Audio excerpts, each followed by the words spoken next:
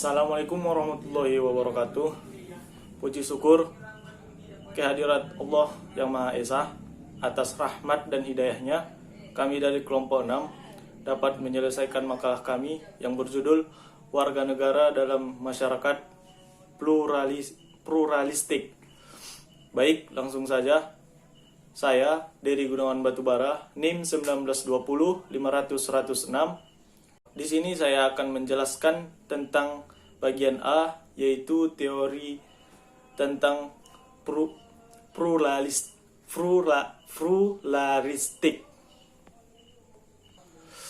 Baik, yang pertama yaitu makna pluralitas dan makna pluralisme. Menurut Mukti Ali, pluralitas merupakan realitas yang sangat jelas kelihatan. Di Indonesia merupakan banyak sekali agama yang terdapat di Indonesia. Setiap agama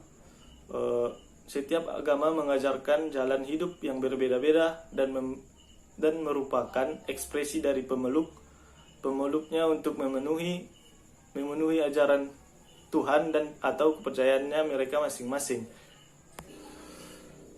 Yang kedua, pluralisme merupakan paham yang menghargai adanya perbedaan dalam suatu masyarakat dan memperbolehkan kelompok yang berbeda-beda tersebut untuk tetap menjaga keunikan kebudayaannya masing-masing.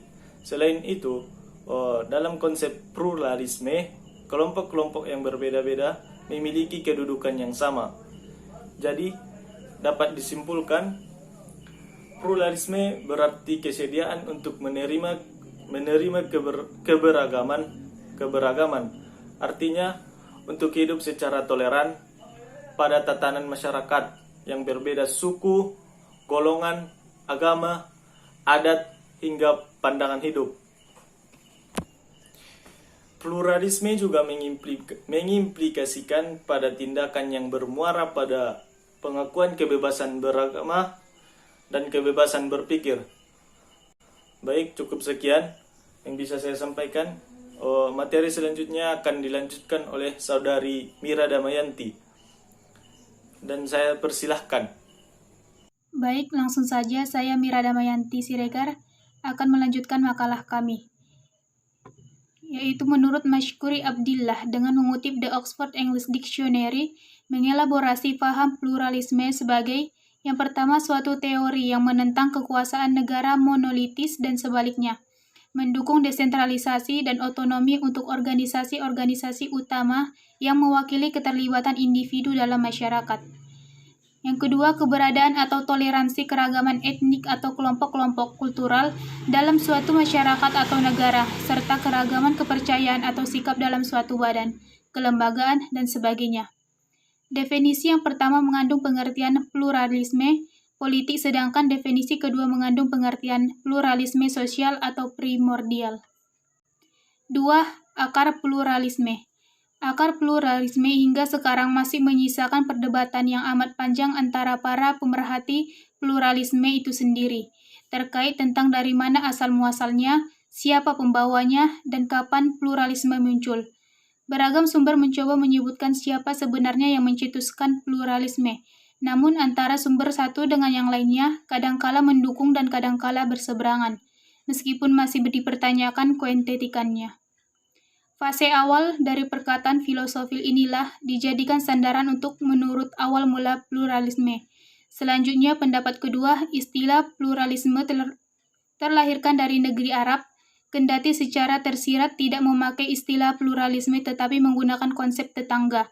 Lingkungan Arab ketika itu telah banyak masyarakat non-Arab hidup di tengah-tengah komunitas Arab. Nabi Muhammad SAW merupakan tokoh utama dalam khazanah Islam dan dianggap sebagai tokoh utama pioner revolusioner dalam ide-ide pluralisme. Melalui legalisasi pluralisme yang dibentuknya dalam sebuah kontrak sosial yang ia sebut dengan Piagam Madinah, ia mulai menelurkan konsepsi pluralisme. Baik, untuk materi selanjutnya akan dilanjutkan oleh pemateri yang ketiga, yaitu Saudari Yus Indriani. Kepada saudari, saya persilahkan. Assalamualaikum warahmatullahi wabarakatuh.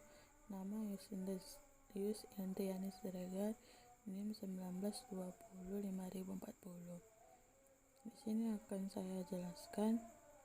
Versi yang ketiga ialah Barat. Dalam literatur Barat, pluralisme muncul sebagai gugatan terhadap peran kebenaran. Pluralisme dalam pandangan Barat lebih menyajikan sebagai suatu yang menyenjang. Relativisme yang dikembangkan dalam kerangka pluralisme adalah bentuk rekomendasi terhadap yang semakin mengkhawatirkan bisa identik dengan kebenaran palsu ketika ia merupakan bentuk pelajaran suatu entitas tersebut kehabisan ide untuk menempati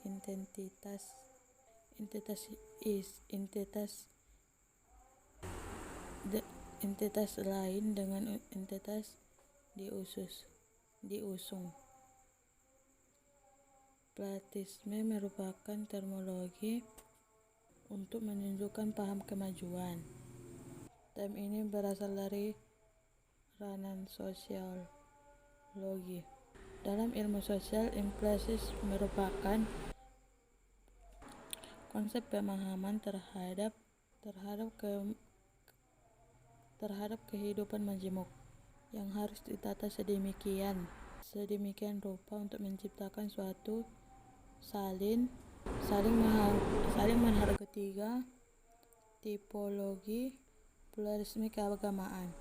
Yang pertama, pluralisme semata-mata merujuk sebuah kemajuan majemuk, juga mengisyaratkan keterlibatan aktivitas antara elemen masyarakat yang kemudian melahirkan interaksi positif. Yang kedua, pluralisme berbeda dengan kosmopolitanisme yang menuju pada suatu kondisi di mana ragam agama, ras, dan bahasa hidup berdampingan, tetapi tidak terjadi atau minimal interaksi. Tidak ada interaksi positif. Yang ketiga, pluralisme tidak sama dengan relativisme. Seorang relativisme berasumsi bahwa hal-hal yang mengangkut kebenaran atau nilai tertentu oleh pandangan hidup atau kelompok masyarakat. Yang keempat, pluralisme keagamaan, bukan sinkretisme, yakni penciptaan agama baru dengan mengambil unsur tertentu dalam agama untuk dijadikan bagian integral dari agama baru tersebut. Baik, untuk materi selanjutnya adalah materi yang keempat, akan dilanjutkan oleh Saudari Auliana Rahma. Kepada saudari saya persilahkan. Auliana Rahma Harahap. 4. Pluralisme dalam berbagai perspektif. A. Bidang filsafat. B. Bidang sosial. C. Bidang budaya. B. Teori-teori tentang kerukunan beragama. 1. Makna kerukunan beragama. Kerukunan beragama adalah apa yang dimaksud dengan istilah agree in disagreement. Setuju dalam perbedaan artinya setiap penganut agama percaya bahwa agama yang dianutnya itulah agama yang paling baik dan benar. Dan di antara agama satu dengan lainnya terdapat berbagai persamaan di samping perbedaannya. Dengan demikian, kerukunan beragama bukanlah ingin menyatukan semua agama atau ingin menciptakan suatu agama baru yang dipadukan dari semua agama yang ada, melainkan upaya membangun jembatan keharmonisan hubungan antar umat beragama. Kerukunan juga diartikan sebagai kehidupan bersama yang diwarnai oleh suasana yang harmonis dan damai. Di dalam kerukunan semua orang bisa hidup bersama tanpa ada kecurigaan, di mana tumbuh sikap saling menghormati dari kesediaan bekerja sama demi kepentingan demi kepentingan bersama. Kerukunan atau hidup rukun adalah suatu sikap yang berasal dari lubuk hati yang paling dalam, terpancar dari kemauan untuk berinteraksi satu sama lain sebagai manusia tanpa tekanan dari pihak manapun. Baik, untuk materi yang kelima akan dilanjutkan oleh Saudari Penny Rahayu. Kepada saudari saya persilahkan. Nama saya Penny Rahayu. 2. Kerukunan beragama dalam bingkai keindonesiaan. Istilah kerukunan beragama di Indonesia, istilah kerukunan hidup umat beragama secara formal, muncul sejak diselenggarakan musyawarah antar agama tanggal 30 November 1967 oleh pemerintah dan berlangsung di Gedung Dewan Pertimbangan Agung atau DPA Jakarta. Kerukunan hidup umat beragama berarti perihal hidup rukun, yaitu hidup dalam suasana baik dan damai, tidak bertengkar, bersatu hati, dan bersepakat antara umat yang berbeda-beda agamanya atau antara umat dalam satu agama. B.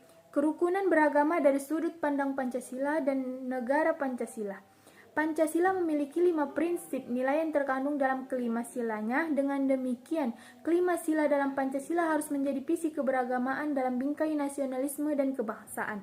1. Berketuhanan. Melalui prinsip terang Pancasila menegaskan Indonesia sebagai negara berketuhanan, bukan negara agama tertentu, melainkan milik semua agama. Pemahaman final Indonesia adalah Pancasila. Maka semua agama akan menjalankan visi keberketuhanan yang berkebangsaan.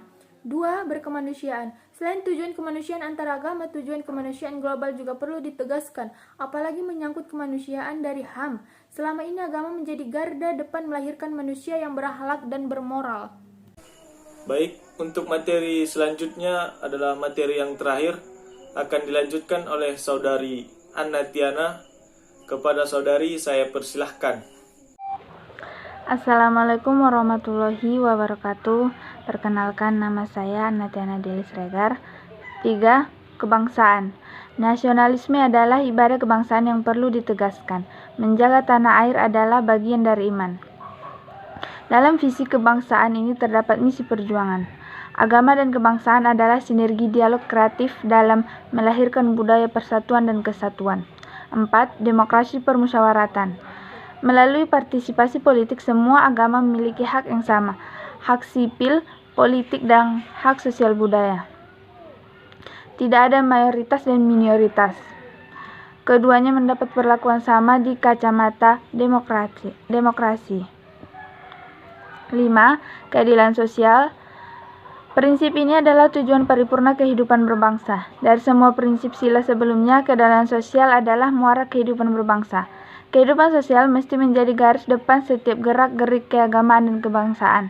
Mewujudkan keadilan sosial ini adalah visi kebangsaan dan harus direalisasikan oleh semua kepentingan elemen berbangsa. C. Peraturan perundang-undangan tentang tata hubungan dan tata kerukunan antar umat beragama. Dalam masyarakat yang multiagama, multietnik, dan multibudaya seperti Indonesia, hubungan antara golongan masyarakat harus diatur dan ditata dengan baik agar tidak terjadi benturan kepentingan antara umat beragama dan tidak terjadi konflik komunal dan konflik horizontal. Sampai saat ini, pemerintah negara sudah banyak mengeluarkan peraturan perundang-undangan yang tentu saja dimaksudkan untuk terus menata, membina, dan mengembangkan sendi-sendi kerukunan antara umat beragama di tanah air. Baik, mungkin cukup sekian yang bisa kami sampaikan dalam video presentasi kami. Kurang dan janggalnya kami minta maaf, kepada Allah kami minta ampun. Wabillahi taufiq wal hidayah. Assalamualaikum warahmatullahi wabarakatuh.